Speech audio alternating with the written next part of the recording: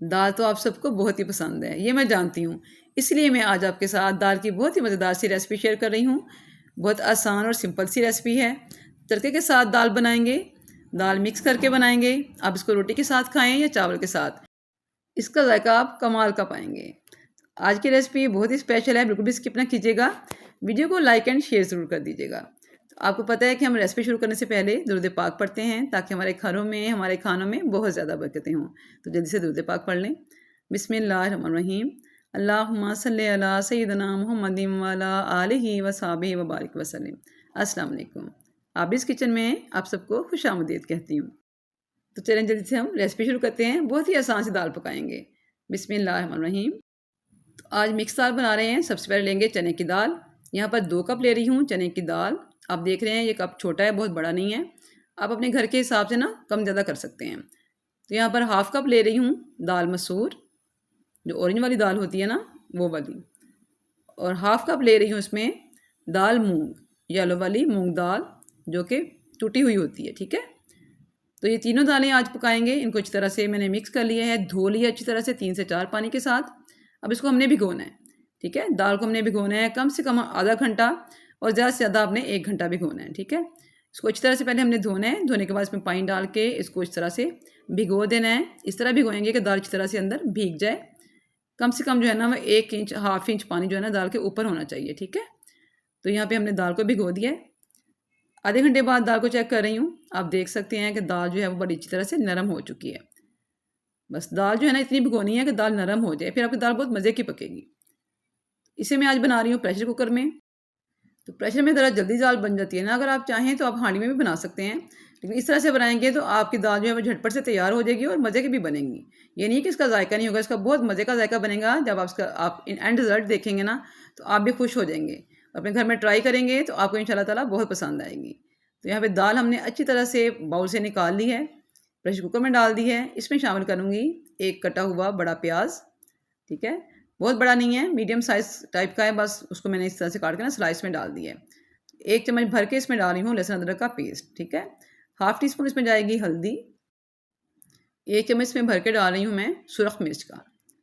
ठीक है, स्पाइसेस आप कम ज़्यादा कर सकते हैं, जितना आप खाते हैं ना तीखा उस हिसाब से डाल लें।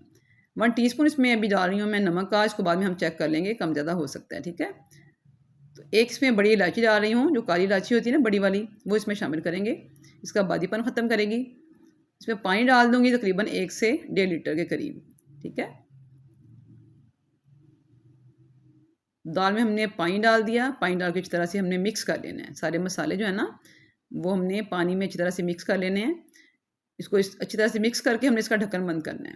तो यहाँ पे आपको एक टिप देती हूँ कि जब इसका ढक्कन बंद करती है ना, तो अंदर वाली साइड पर जो कील होती है ना, थोड़ा सा उस पर आप 1 कतरा ऑयल लगा दें। इस तरह से ऑयल लगा के उंगली से इसको इस तरह से मसल दें। इससे क्या होगा कि आपके जो दाल होती है ना, अक्सर आप प्रेशर लगाते हैं तो बाहर को निकलती है। जितने भी ऊपर कील लगे हुए हैं ना, उनसे दाल जो है वो बाहर बॉयल होती है, बबल्स के साथ निकलती है। तो इस तरह कभी भी आपकी दाल जो है वो बॉयल नहीं होगी और ना बाहर निकलेगी कील से। ठीक है, तो ये आपने टिप ज़रूर इस्तेमाल करनी है।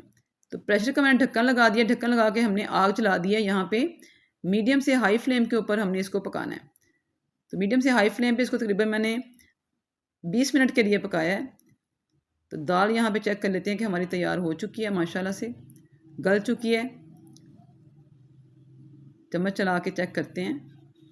माशाल्लाह से दाल जो है वो अच्छी तरह से हमारी गल चुकी है, नरम हो चुकी है, पक चुकी है। बस अच्छी तरह से हमने इसको मिक्स कर लेना है। यहाँ पे मैंने पतीली में शिफ्ट कर लिया है ताकि मैं अच्छी तरह से आपको दिखा सकूँ कि दाल का टेक्सचर क्या है।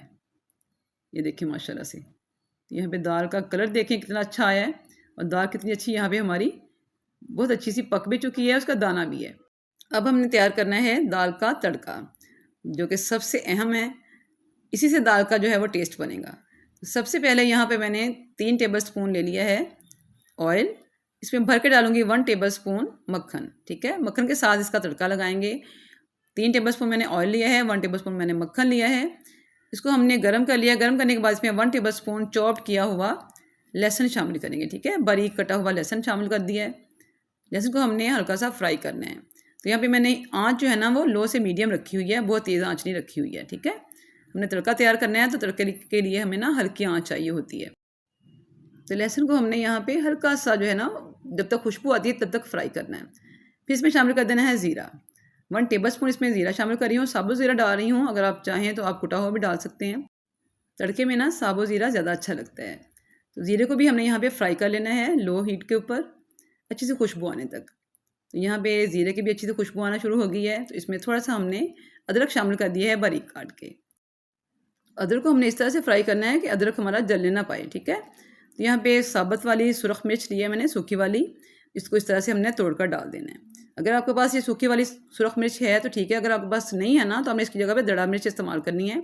1 टीस्पून आपने दड़ा मिर्च शामिल कर देनी है, ठीक है।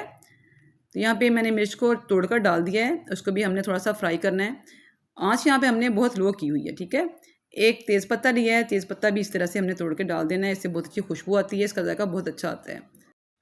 तो यहाँ पे मैंने सब्ज़ मिर्चों के बीज निकाल के उनको इस तरह से बारीक काट लिए हैं, वो इसमें शामिल कर देंगे, हमने तड़के में डाल दिए हैं। इसमें शामिल कर दिया साथ ही मैंने 1 टीस्पून भर के कश्मीरी सुरख मिर्च का, ठीक है। कश्मीरी मिर्च शामिल करेंगे क्योंकि इसमें अच्छा सा सुरख जो है ना वो रंग आ जाए। दाल के ऊपर अच्छा सा रंग आने के लिए मैंने इसमें कश्मीरी सुरख मिर्च शामिल की है। आप चाहें तो करें, आप चाहें तो इसको स्किप भी कर सकते हैं। तो यहाँ पे तड़का माशाल्लाह से हमारा तैयार हो चुका है। हल्की आंच के ऊपर हमने इसको फ्राई करना है ताकि जो हमने जितनी भी चीज़ें डाली हैं ना उनकी खुशबुएँ, उनका असर जो है ना वो सारा ऑयल में अच्छी तरह से आ जाए। अच्छा व्यूअर्स, आप भी मेरी तरह दाल को इस तरह से बनाकर रख सकते हैं। मैं दाल बनाकर रख लेती हूँ, जितनी मुझे चाहिए होती है ना, एक बाउल निकाल कर तड़का तैयार किया और उसके ऊपर तड़का डाल दिया है। तो फ्रेश तड़का डाल के हम दाल तैयार कर लेते हैं। दाल बहुत मज़े की बनती है। आप भी ऐसे कर सकते हैं, दाल को पहले बनाकर रख लें। जब आपने दाल सर्व करनी है ना तो बाउल में दाल निकालें, खुशबूदार सा मज़ेदार सा इस तरह से खूबसूरत सा तड़का तैयार करें और बाउल के ऊपर इस तरह से फैला दें। तो आपकी मज़ेदार सी खूबसूरत सी मिक्स दाल जो है वो मिनटों में तैयार हो जाएगी। ऊपर डालें बहुत खूबसूरत सा हरा धनिया, सब्ज़ मिर्चें डालें और इसको आप सर्व कर दें। तो आपने देखा है हमने मिनटों में झटपट से मिक्स दाल जो है वो तैयार कर ली है। बहुत ही मज़ेदार, बहुत ही खुशबूदार बनी है। इसको चावलों के साथ खाएं या रोटी के साथ। मैं यहाँ इसको चावलों के साथ आज सर्व करूँगी, इसलिए मैंने थोड़ी सी इसको ना पतला रखा है। अगर आपने रोटी के साथ सर्व करनी है ना, इसको थोड़ा सा आपने थिक कर लेना, ठीक है।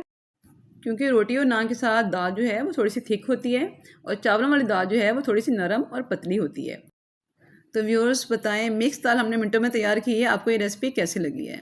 रेसिपी अच्छी लगे तो कमेंट्स बॉक्स में आपने ज़रूर बताना है, अपना फीडबैक ज़रूर दिया करें, मुझे आपके फीडबैक का इंतज़ार रहता है। चैनल को सब्सक्राइब करके मुझे सपोर्ट करें। रेसिपी कंप्लीट हो चुकी है, दुआ में मुझे हमेशा याद रखें। नई रेसिपी तक के लिए अल्लाह हाफिज़।